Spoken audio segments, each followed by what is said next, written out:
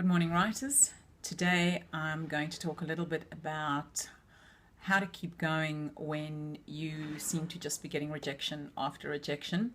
I had a writer send me a message saying that this is really getting her down. She's pitching, she's sending articles out, she's sending chapters out to agents and publishers, and she just is getting rejection after rejection. And how do we cope when that seems to just be the case? We're not getting anywhere with our writing. It feels like we're just treading water. That's really disheartening. And let me say up front that this is kind of a rite of passage for all writers. You're not a real writer until you've accumulated a good wad of rejections. I've got plenty. I still get plenty.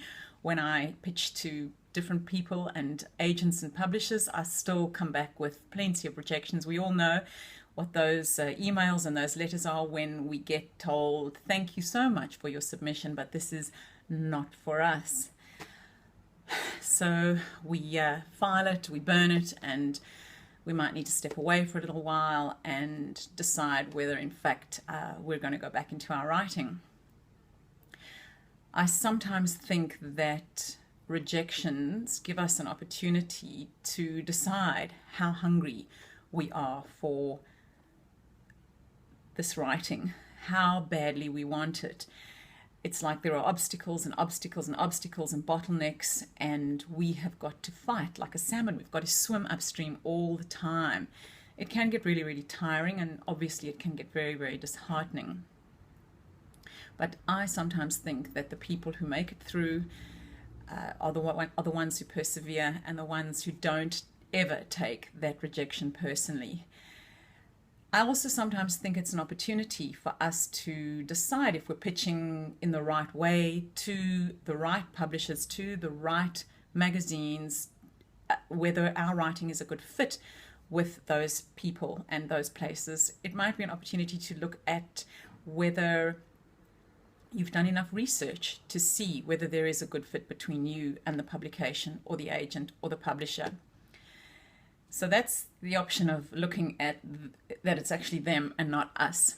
But when we've had a string of rejections, it also is an opportunity for us to go back and have a look at whether or not we have nailed our writing voice, because a string of ongoing rejections may just mean that we haven't quite got there with it. And of course, nailing our writing voice is a kind of an ongoing life journey that we're all trying to get to, and it's not something that happens immediately. It's a long process of intimacy with our own writing and refinement, and very importantly, feedback.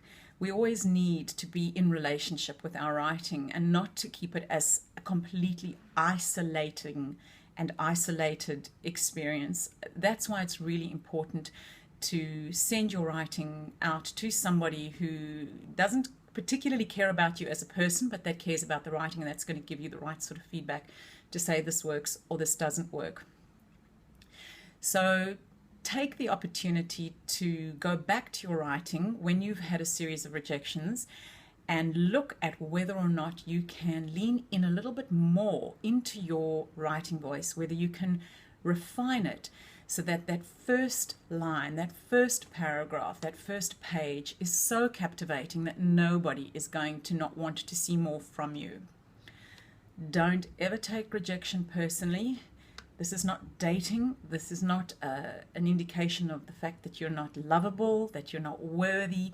It's just an opportunity really to go back and look a little closer at what you're doing, refine it, muscle up, build those muscles. We writers have to be tough as hell and go back in even more determined and more hungry to get what you want. Good luck.